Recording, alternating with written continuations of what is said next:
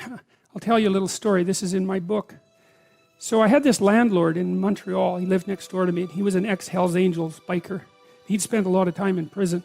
And his wife had borderline personality disorder, and she committed suicide when I lived there. My wife and I went over there, and we had a spaghetti dinner one night, and we sort of communicated. And I bought a poster from him because he made these wooden posters that had neon on them, and that's how he made a living. He'd kind of trained himself to be a bit of an electronics guy, and so he made these things. And he was trying to quit drinking, and we talked about that. He was a lot older than me. He was like 20 years older than me. I was about 25 at this point. And we got along pretty well. But every now and then he'd go out and drink. And he could really drink, you know, like he was one of these guys who could drink like 60 beer. And you think, well, no one can drink that much, and you're wrong. I studied alcohol for like 10 years. Some of my subjects' fathers drank 40 ounces of vodka a day and had been doing it for 20 years. So you can drink a lot, and he could drink a lot. And what would happen, he was trying to not drink, but he'd go out and go on a binge, and then he'd be gone for like 3 days. And he'd drink up all his money, and then we'd hear him out in the backyard howling at the moon with this little ugly dog he had, you know. And he'd howl, and the dog would howl, and he'd howl, and the dog would howl. And it was rather unsettling and made my wife nervous. But worse, you know, now and then he'd come to the door at like 3 in the morning, And he'd knock on the door, and he'd be standing there, and he'd ask me if I would like to buy his toaster or his microwave, because he needed some money to keep drinking. And, you know, I didn't really want to buy his toaster or his microwave, but when the ex-Hells Angel, Joual-speaking, 60-beer drunk Quebecois biker shows up at your door at 3 in the morning and offers to sell you his microwave, the easiest thing is to say, I really need a microwave. So, you know, I bought the microwave and the toaster and some other things.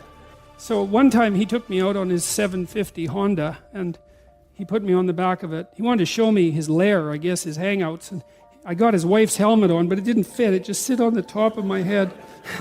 And he said, I got on the bike and he said, if the cops chase us, we're not stopping. and then away we went. And we went to these bars downtown on Saint Laurent. They were very rough places. And he got into like 4 fights that night because he was a rough guy, you know, and these kind of punk guys would come up to him and sort of challenge him and act stupidly around him, and he was very skeptical. And if you were acting stupidly around him for any length of time, he'd just hit you because he felt that that's what you deserved, and perhaps he was right, you know. So I had a first-hand opportunity to observe him. So anyways, he, sure enough, about a week or 2 after we had this conversation, he showed up at the door, knock, knock, knock, you know.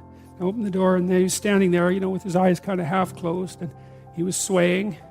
And he had, I don't remember what the appliance was this time, but he wanted to sell it to me. And I said, Paul, I can't buy this. I'm not going to buy this because I know you're trying to quit drinking. And if I give you this money, then you're going to go and drink it up. And it's not going to be good for you. And what else did I tell him? I think I told him as well that this whole thing of him coming to my house at like 2 in the morning was scaring my wife, who he liked, and that it had to stop. And believe me, man, I was thinking about what I was saying, because he was watching me like a rough guy watches you. And a rough guy watches you like this.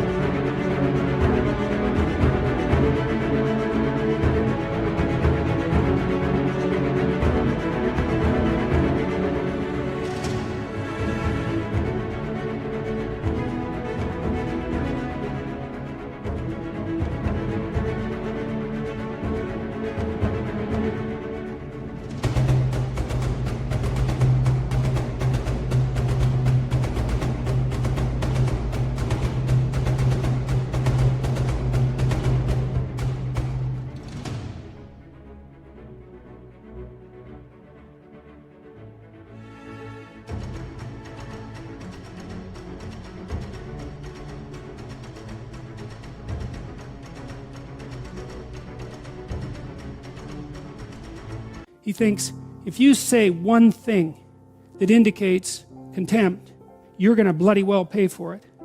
And so I was finding my words like, you know, I was crossing a swamp and trying to look for the rocks underneath the surface. And I said what I had to say very, very carefully. And he looked at me for about 15 seconds. And that's a long time to be looked at 3 in the morning. And he left. And he never came back to sell me anything again. And we got along fine. But that's a good illustration of this issue with regards to truth and success in the strange land, because I was in the strange land when I was talking to my neighbor, my landlord then, and I managed to say what was true carefully enough, so despite the fact that he was a very violent person and that he was a very intoxicated person and that he had every reason to be suspicious of me, and we couldn't communicate very well, and I didn't do what he wanted, that he took it and he left, and there was no problem, and life went on just fine after that. And so we don't want to underestimate the utility of establishing this bounded relationship with the ideal and attempting to live with some nobility in truth while aiming at the highest ideal. There's nothing about that that's anything but strengthening and positive. And it's exactly what you need to set against the catastrophe and uncertainty of life. Treat yourself like you're someone responsible for helping. You're someone that you are responsible for helping.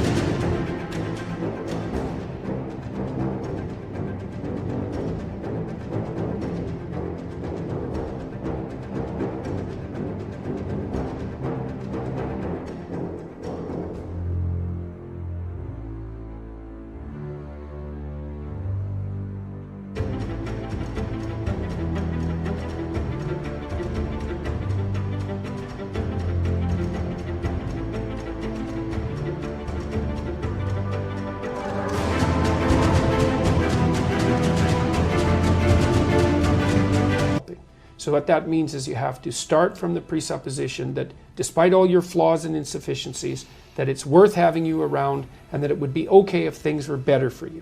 So you need to take care of yourself like you're taking care of someone you care for. So there's a bit of a detachment in that.